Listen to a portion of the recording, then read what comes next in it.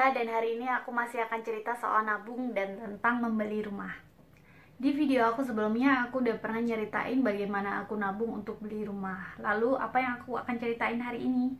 Yang aku bakal ceritain hari ini adalah sejarah bagaimana pertama kali aku dulu nabung dan apa yang ditanamkan oleh orang tua aku. Sampai akhirnya aku bisa menabung dan punya prioritas untuk membeli rumah. Aku mau cerita dulu bahwa yang menginspirasi aku untuk punya prioritas membeli rumah, dulu aku beli apartemen, itu adalah orang tua aku, mami papi aku. Jadi mami papi aku itu saat ini usianya sekitar 60-an. Dan mereka itu sudah punya 4 rumah.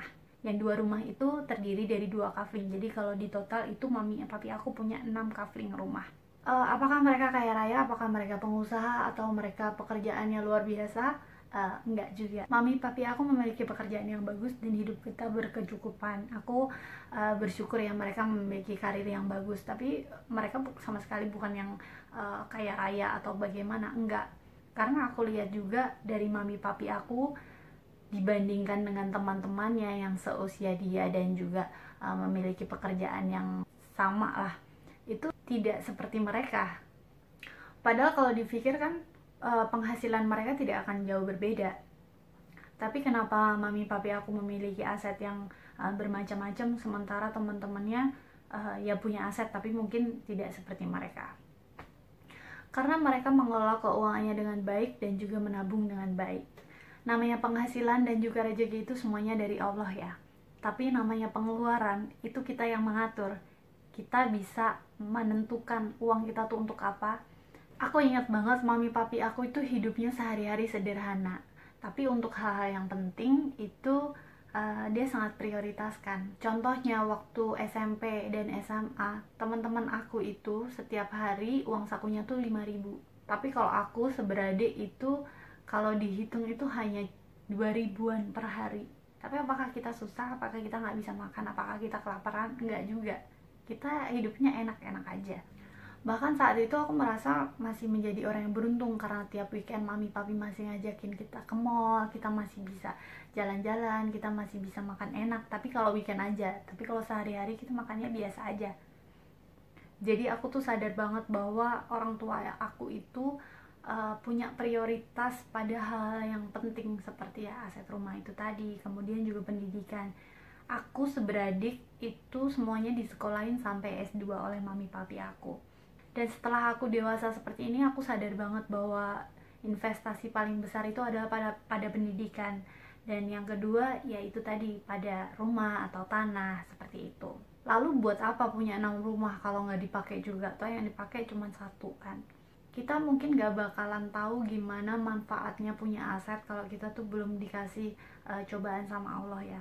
Aku juga nauzubillah ya, semoga orang tua aku dikasih panjang umur dan sehat, tidak dikasih penyakit yang berat-berat. Tapi kan namanya manusia, yang paling kita takutkan itu kalau kita kena penyakit berat, habis itu kita kena kemalangan. Aku merasa mami papi aku saat ini sudah pensiun dua-duanya dan mereka itu hidupnya nyaman aja karena mereka masih punya aset yang bisa dipakai kapan saja ketika mereka benar-benar membutuhkan. Jadi nggak takut kalau misalnya sekarang udah nggak ada penghasilan atau mungkin sekarang ini ada pandemi, jadi ekonominya lagi lesu. Itu mereka merasa aman aja karena mereka sudah save karena punya aset yang bisa dijual kapan aja kalau mereka membutuhkan. Lalu kenapa aku tetap beli rumah sendiri? Padahal mami papi aku punya aset, mami papi aku punya rumah lebih dari 1. Bisa aja aku minta ke mereka rumah 1 buat aku setelah aku menikah. Tapi ternyata aku tidak memiliki konsep seperti itu sedikit pun di otak aku. Kenapa? Karena mami papi aku sudah mendidik aku dengan benar gitu. Kita dilatih untuk mandiri, kita dilatih untuk tidak bergantung, dan kita dilatih untuk berusaha mengejar apa yang kita pengen sendiri. Aku itu sejak SMP sudah terbiasa mengelola uang sendiri. Jadi waktu itu mami aku ngebiasain aku uang itu tiap bulan, enggak tiap hari. Sebulan aku dikasih sekitar 75.000. Rata-rata itu tiap harinya itu dapat 2.000 dan juga masih ada lah uang sisa untuk kita bisa jajan gitu. tapi itu di luar bensin dan juga pulsa ya. Kalau bensin sama pulsa kita masih dari orang tua. Terus gimana jajannya sehari-hari, padahal kita kan namanya sekolah kan istirahatnya 2 kali, berarti sekali jajan cuma bisa 1.000 gitu. Ya iya, memang cuma 1.000, tapi apakah aku kelaparan? Enggak juga, karena setiap pagi itu aku udah sarapan di rumah, dan nanti kalau pulang sekolah juga bisa langsung makan di rumah. Jadi kita jajan itu sebatas buat ngeganjal perut aja, snack biasa aja, nggak buat yang makan berat juga. Dari situ aku terbiasa buat menabung, karena kalau misalnya aku menyisihkan uang aku tiap bulan, aku bisa buat beli baju atau buat beli barang-barang yang aku pengen kayak gitu. Nah kalau lebaran itu kan kita kadang dapat uang dari eyang atau dari tante, dari bude pakde kayak gitu. Nah itu yang kita tabung, jadi bonus buat kita. Jadi waktu itu mami aku kasih kayak buku untuk pembukuan kayak gitu. Di situ kita bisa nulis kita dapat uang berapa dan kita ngeluarin uang berapa, kita pakai buat apa aja. Dan di situ kita sama-sama nyatet, aku, kakak aku, adik aku tuh sama-sama nyatet. Di situ kita juga ada rasa kayak, oh kakak aku udah nabung segini, aku juga nggak pengen kalah, aku juga pengen punya tabungan yang lebih banyak. Akhirnya kita saling berlomba untuk menabung. Terus kita pas saat-saat tertentu kita belanja barang, beli baju atau beli barang-barang yang kita pengen, atau buat jalan-jalan kayak itu. Nah waktu kuliah S1 uang aku tuh udah bertambah. Jadi waktu itu kita dapat 300.000 per bulan. Itu ya cukup lah kalau buat kita jajan sehari-hari. Tapi namanya anak kuliah itu kan udah punya banyak waktu ya. Kadang di sela-sela jam kuliah itu kan teman-teman ngajakin main ke sini, main ke sana, kadang ngajakin nonton bioskop. Nah itu aku sering banget gak punya uang buat nonton bioskop. Tapi ya udah, aku bilang ya udah skip aja, kalau kalian mau nonton bioskop aku nggak ikut dulu, karena ya gimana, uangnya nggak cukup buat itu. Tapi ya dari situ aku mulai terbiasa untuk apa ya, ngerem diri bahwa aku tuh mampu untuk ini, aku nggak mampu untuk itu. Nah sekarang setelah aku bekerja, semuanya itu semakin terasa ya. Tahun pertama aku bekerja itu aku masih berusaha untuk memuaskan diri aku. Apa yang dulu belum kesampaian, aku pengen ini, aku pengen itu, yang sifatnya untuk konsumtif. Nah itu aku penuhi. Nah waktu tahun kedua itu aku sudah lebih banyak menabung dan lebih ke prioritas untuk memiliki properti sendiri. Mungkin kalian ada yang mikir juga, paling gak kan gajinya gede gitu, makanya bisa nabung banyak. Nggak juga gitu, karena aku sama teman-teman aku itu kan gajinya kan kurang lebih sama ya. Tapi ada beberapa teman aku yang di usianya sekarang itu juga sampai sekarang belum punya properti itu. Tapi juga ada teman aku yang bahkan sudah beli rumah sendiri itu cash. Jadi semua itu benar-benar tergantung sama cara kita mengatur uang. Kayak misalnya aku punya contoh dua teman aku. Yang pertama ini dia sebenarnya lulusan SMA. Jadi aku tuh kerja sebagai PNS di satu kementerian. Dan dua teman yang aku ceritain ini mereka belum PNS, mereka masih honorer. Tapi mereka sudah punya properti sendiri. Yang pertama itu dia lulusan SMA, dia istrinya juga tidak bekerja, dan dia juga masih kirim untuk orang tua dan adiknya juga. Tapi dia sudah bisa beli rumah. Hidupnya sehari-hari sederhana, tapi ya itu, dia masih bisa beli rumah di usia sekarang meskipun juga kredit. Yang satunya lagi dia juga bukan PNS, dia masih honorer, tapi dia sudah bisa beli rumah 2 lantai dan itu cash. Dia memang sama istrinya sama-sama bekerja, tapi bekerjanya juga bukan yang pekerjaan yang apa yang wow banget. Nah aku tanya, gimana kamu bisa beli rumah cash? Dia bilang dia nabung sejak dia masih kecil, jadi dia udah terbiasa punya uang tuh ditabung, punya uang tuh sebagian ditabung. Bahkan kadang-kadang itu dia ke kantor itu bawa bekal dari istrinya. Nah seperti itu tuh yang bikin kita tuh apa ya, oh ternyata bisa ya di usia aku beli rumah cash gitu. Kalau aku saat ini belum bisa gitu, karena aku kayak beli rumah ini juga kredit kan. Tapi buat aku sih ini ya, ini yang aku mampu kayak gitu. Nah berarti ini sama sekali bukan soal penghasilan ya, tapi bagaimana kita mengatur uang kita sehari-harinya. Namanya makan, kita tuh sehari makan 3 kali. Kalau 3 kali itu kita banyak gaya makannya, makanan yang mahal-mahal. Kita bayangkan misal kita beli makanan yang satu paketnya tuh 50.000.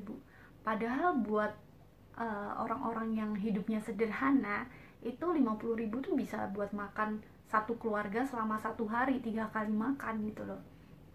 Aku bisa ngerasain banget ketika aku itu mulai masak di rumah gitu, ngirit banget gitu loh. Ibaratnya ayam aja 1 ekor itu bisa buat 2 kali makan bareng suami gitu. Kalau kalian nggak masak, sebenarnya juga banyak pilihan makanan-makanan yang murah. Kayak di warung-warung itu makan cuman 15.000 itu udah bisa nasi lele sama tempe gitu loh. Minumnya bisa kalian bawa sendiri botol dari rumah gitu, jadi nggak perlu beli es teh. Lalu apakah hidup kayak gini tuh berat atau nelangsa, kita harus ngirit-ngirit? Aku bilang nggak juga. Aku sama sekali nggak pernah ngerasa hidup aku terlalu nelangsa atau ngirit-ngirit ya, karena ini udah jadi kebiasaan aku sehari-hari gitu. Jadi aku sama sekali nggak ngerasa kayak tersiksa kayak gitu. Tiap weekend aku masih jalan sama suami aku, meskipun mungkin juga nggak yang mahal-mahal banget, tapi ya cukup untuk kita refresh, cukup untuk kita bisa cari suasana baru seperti itu. Yang kedua yang paling bisa dipangkas itu adalah dari transportasi, karena kita itu kan tiap hari berangkat dan pulang kerja ya. Kalau zaman dulu itu belum ada Gojek, belum ada Grab, itu orang masih terbiasa naik angkutan umum, kayak naik angkot, naik Kopaja, naik Metro Mini. Nah, aku dulu juga kemana-mana naik itu gitu, sebelum aku ada mobil.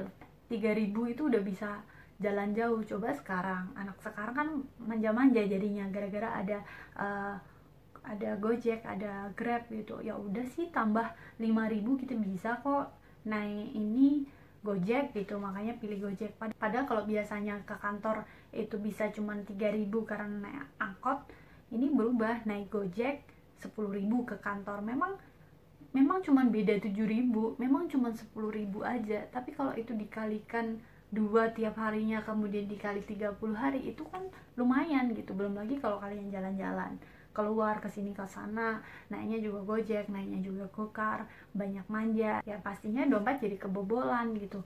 Gak apa-apa naik Gojek, naik Gokar kalau memang uang kalian memang cukup untuk itu, kalian masih bisa nabung dengan itu. Tapi kalau misalnya gaji kalian UMR, kalian masih bisa naik angkot, ya kenapa enggak naik angkot aja gitu loh. Intinya aku bisa jamin kalau kalian sudah terbiasa menabung, kalian itu sama sekali tidak akan hidup menderita.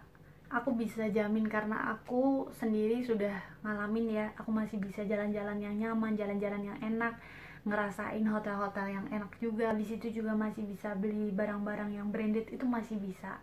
Asal kita belinya itu bukan kayak sering-sering kayak gitu.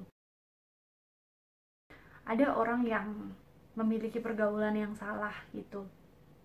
Teman-temannya punya ini, beli barang itu, terus gak pengen kalah, takut gengsi, takut dibilang miskin, takut dibilang gak punya, jadinya dia beli juga.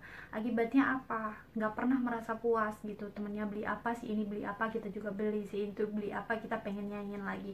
Itu gak akan ada habisnya. Kalau saran aku sih, kalian itu jangan jadikan orang lain atau teman kalian itu sebagai standar kalian gitu. Punyalah target sendiri, punyalah tujuan sendiri. Kalau kalian punya target, punya tujuan, misal nanti di umur sekian aku harus punya rumah, oh di umur sekian aku harus bisa beli mobil, itulah yang dijadikan patokan kalian, kesuksesan kalian, bukan teman-teman kalian yang punya barang ini dan barang itu, karena itu nggak akan habisnya. Selalu akan ada orang yang lebih dari kalian, tapi kalian harus punya target kalian sendiri. Oke, makasih udah lihat video aku sampai akhir. Kalau sekarang usia kalian masih 20-an, beruntunglah kalian sudah melihat video ini, jadi kalian sudah bisa memulai menabung sejak saat ini juga. Tapi kalau kalian sudah berumur 30-an atau juga lebih, kalian masih punya banyak waktu untuk bisa mengubah pola hidup dan gaya hidup kalian menjadi lebih sederhana. Aku bisa jamin kalian akan tetap enak hidupnya, gak akan menderita, asal kalian gak banyak gengsi ya. Satu lagi, kalau kalian punya uang, jangan lupa untuk sedekah, jangan lupa untuk berbagi, jangan takut miskin. Orang yang rajin berbagi itu tidak akan pernah miskin, tidak akan pernah susah gitu. Aku sekarang meskipun aku menabung dan aku juga punya cicilan rumah, aku masih tetap bisa berbagi. Begitu juga dengan suami aku. Suami aku tuh punya organisasi namanya Angkatan Muda Padang Lawas. Di situ dia mengumpulkan pemuda-pemuda dari asal Padang Lawas untuk bersama-sama membangun kampung halamannya. Kalian bisa cek videonya juga di playlist aku namanya AMP. Di situ dia ada berbagi beras, ada mudik gratis, juga pernah ngadain kehitanan massal, juga pernah ngadain bantuan beasiswa. Jadi di sini aku juga pengen ngajak kalian untuk tidak takut berbagi, karena semakin kita tuh berbagi, semakin Allah akan lapangkan rezeki untuk kita. Oke, sekian video aku, semoga bermanfaat dan bisa menjadi motivasi buat kalian. Semoga kalian tetap semangat dan kalian tidak menunda-nunda untuk mulai menabung. Aku doakan supaya kalian semuanya bisa punya rumah di usia muda. Aku doakan juga kalian bisa punya kehidupan yang nyaman dan juga terjamin. Semoga video ini bermanfaat buat kalian semua. Sampai jumpa di video aku berikutnya. Jangan lupa cek video-video aku yang lainnya.